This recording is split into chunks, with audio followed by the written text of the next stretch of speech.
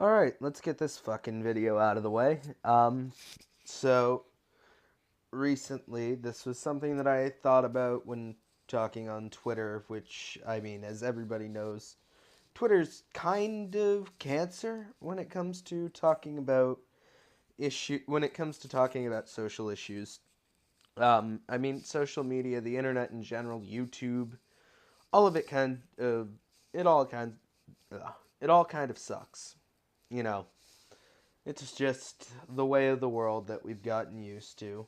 Um, but, I wanted to talk about supposed genital preferences in dating, or, well, um, preferences, basically genital preferences, which are saying that essentially you don't want to sleep with a trans person. That's really what it comes down to. So, preferences when it comes to dating transgender people. Um, well, they're bullshit. That's really what it is. Just from the start of it, bold faced bullshit. You know, it's um like the preferences are real, but they're based on bullshit. You know, it's based off of the assumption that a trans person, like a trans woman, for example, isn't really a woman, she's a man.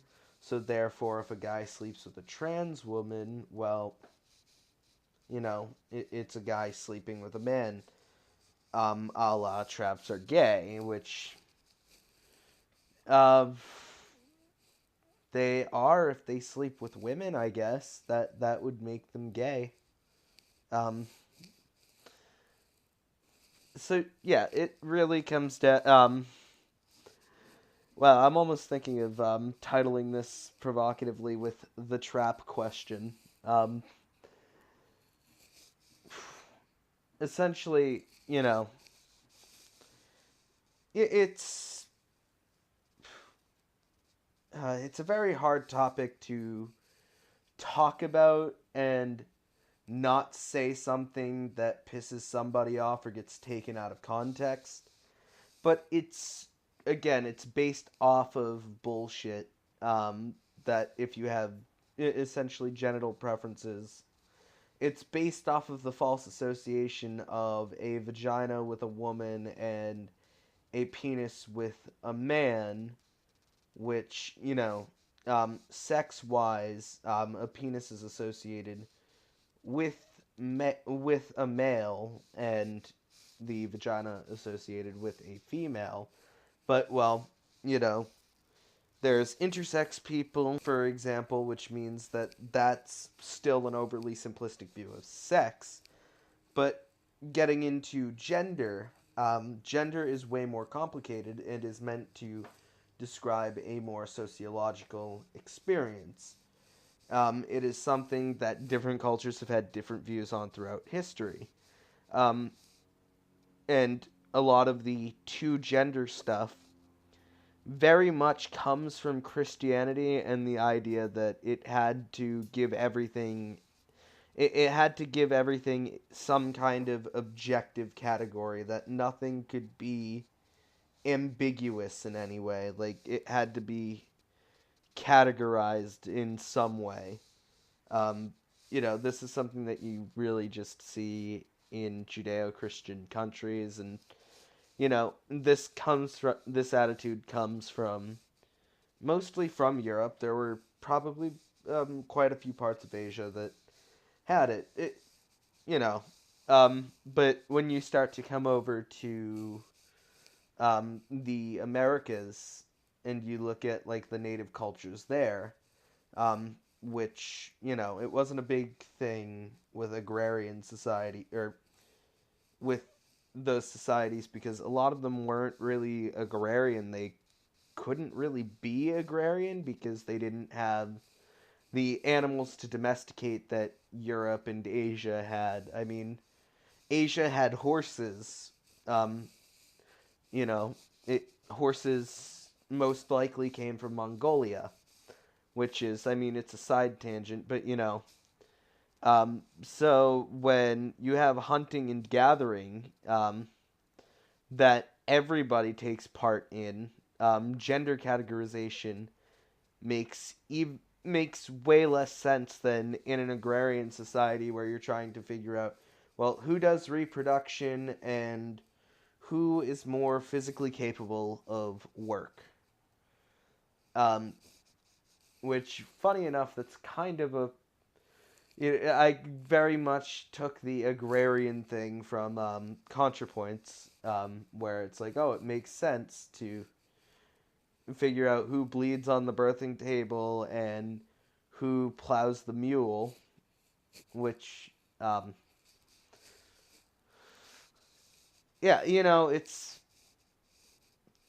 so it doesn't make any sense, though, in the modern day at all to try and classify people by gender, because even if you wanted to be technically correct about someone's sex, um, you know, a lot of these people on the right talk about how they love freedom. Well, identifying as non-binary, identifying as a woman, despite the fact that everyone told you growing up that you are a man, that you need to be a man, that's, to me, that seems like one of the highest examples of freedom.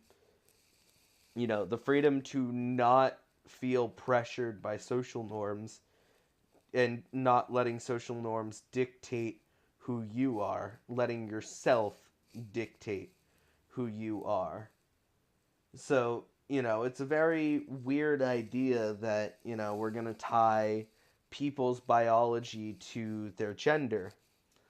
To me, like, um, this is going to get a little bit personal about, like, my thoughts and, like, my head growing up as a little kid. Um, until, like, I think I don't remember how old I was, but I remember when I was younger, I just assumed that women had the same thing between their legs that I had. You know, everyone had a thing dangling between their legs that they used to pee. Because of course I was a little kid. Not There's not really much you do with it at that age other than pee, and maybe not getting into too much detail, but you're not using it for like sexual encounters or anything like that. So, that's just what I assumed everyone had. So to me, hearing when I'm older, hearing guys in the locker room going like, well, I'd fuck a chick with a dick, and then like having people respond weirdly about it, like respond like that, like, oh, that's weird, and then it's like, well, like, to me it just didn't make sense. Like, it's a woman, she just has a penis instead of a vagina. It was something that I never really understood. It doesn't make any reasonable sense. Like, the world isn't going to fall if you allow your sexuality to be questioned just a little bit by someone else's genitalia. Um, you know, and I'm not saying that people have to sleep with trans women or sleep with trans men, but I'm simply saying that, the problems with, or, the problem with dating preferences is that they're based off of falsehoods about what a man is and what a woman is. It is, you know, you don't have to have sex with a woman who has a penis, but, like, I can't force you to do that. But at the same time, I'm simply saying, think about why you don't want to do it, because, what is it? It's that you falsely associate the person with a man, and in your mind, you're thinking, I'm sleeping with a man, which is, it's the wrong way to think about it, and that's where the issue lies. Even if you work through it, like even if you have to work through it, like that's completely fine.